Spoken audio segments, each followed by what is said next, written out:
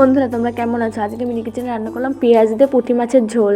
তার জন্য এখানে আমি আগে থেকে পেঁয়াজটা কুচি করে কেটে রেখেছি আর মাছটা আমি ভালো করে ধুয়ে নিয়েছি। তোমরা কে কে পেঁয়াজ দিয়ে পুঁটি মাছের ঝোল রান্না করে খেয়েছো অবশ্যই কমেন্ট করে আমাকে কিন্তু জানাতে ভুলবে না। চলো তাহলে ভিডিওটা শুরু করা যাক। ভিডিওটা স্কিপ না করে শেষ পর্যন্ত দেখতে থাকো। এখানে আমি উনুনের জালটা ধরে উনুনের পরে বসিয়ে দিলাম কড়াই। কিছুক্ষণ পর কড়াইটা হালকা গরম হয়ে গেলে তার ভিতরে দিলাম পরিমাণ মতন সরষের তেল। কড়াই তেলটা গরম হতে থাকুক ততক্ষণে মাছের ভেতর দিয়ে দিলাম পরিমাণ মতন লবণ। মাছের ভেতর লবণ দেওয়া হয়ে যাবার দিয়ে দিলাম পরিমাণ মতন হলুদ গুঁড়ো। মাছের গায়ে লবণ হলুদ দেওয়া হয়ে যাবার মাছের গায়ে লবণ হলুদটা খুব ভালো করে মাখিয়ে দিলাম। মাছের গায়ে লবণ হলুদ মাখিয়ে মাছটা এভাবে কিছুক্ষণ রেখে দেবো। রান্নাটার জন্য কিন্তু পেঁয়াজগুলো কুচি কুচি করে কেটে নেবো না, পেঁয়াজগুলো একটু বড় বড় করে কেটে নেবো। কিন্তু এখানে পেঁয়াজগুলো অনেক বড় বড় করেই কেটে নিয়েছি। এগুলো কিন্তু আস্তে আস্তেই থাকবে, তাহলেই খেতে বেশি ভালো লাগবে। কিন্তু কড়াই তেলটা গরম হয়েছে, কড়াই তেলটা ভালোভাবে নাড়াচাড়া করে দিয়ে তার ভিতরে মাছগুলো দিয়ে দিলাম। এর ভেতর মাছগুলো দেওয়া হয়ে যাবে, মাছগুলো ঠিকঠাক করে ভালো করে পাতিয়ে দিলাম। তো মাছগুলো এক পাশ ভাজা ভাজা কিছুক্ষণ হতে দিতে হবে। বন্ধুরা তোমরা এখন আমার চ্যানেলটা সাবস্ক্রাইব না করে থাকো অবশ্যই মনে করে আমার চ্যানেলটা সাবস্ক্রাইব করে দিও। যদি তোমাদের কাছে ভিডিওটা ভালো লাগে তাহলে ভিডিওটা একটা লাইক করে দিও। পাশে থাকা বেল আইকনটা অবশ্যই মনে করে প্রেস করে রাখো যাতে আমার পরবর্তী ভিডিও নোটিফিকেশন সবার আগে তোমার কাছে পৌঁছায়।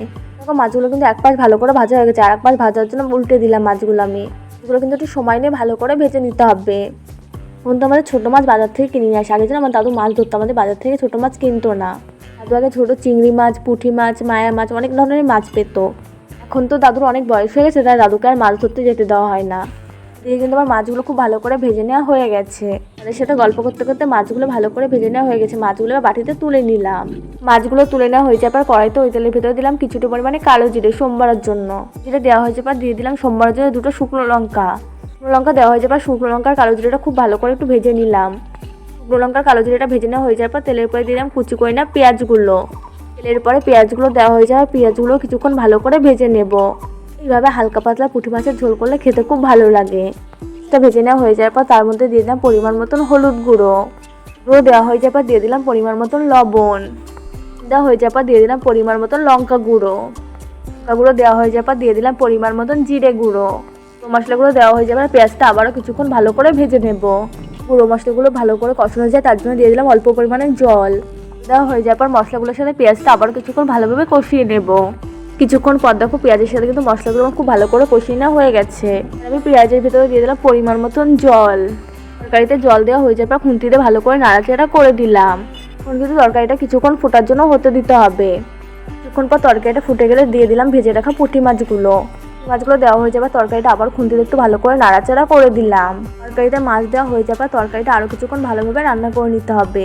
রান্নাটা কিন্তু ভীষণ সোজা, খুব তাড়াতাড়ি রান্নাটা হয়ে যায়। যারা পুঁটি মাছ খেতে ভালোবাসে তাদের কাছে তরকারিটা কিন্তু খেতে খুব টেস্টি লাগবে। এখন দেখো তরকারি ঝোলটা কিন্তু অনেকটাই শুকিয়ে গেছে, পেঁয়াজ দিয়ে আমার পুঁটি মাছ রান্না করা কমপ্লিট। এখন কিন্তু তরকারিটা আমি সুন্দর করে বাটিতে তুলে নিলাম, এখন শুধু খাওয়ার পালা। বন্ধুরা তোমাদের কাছে আজকে মিনি কিচেনের রান্নাটা কেমন লেগেছে অবশ্যই কমেন্ট করে কিন্তু আমায় জানাতে ভুলবে না। তোমাদের কাছে যদি ভিডিওটা ভালো লাগে তাহলে ভিডিওটা একটা লাইক করে দেবে। তোমরা যদি পাশে থাকো আরো ভালো ভালো রান্নার ভিডিও করে আমি তোমাদের দেখাবো। তোমরা মিনি কিচেনে আর কি রান্নার ভিডিও দেখতে চাও সেটাও কমেন্ট করে জানাতে পারো। ভিডিওটা ভালো লাগলে লাইক, কমেন্ট, সাবস্ক্রাইব, শেয়ার করতে একদম ভুলবে না কিন্তু তোমরা।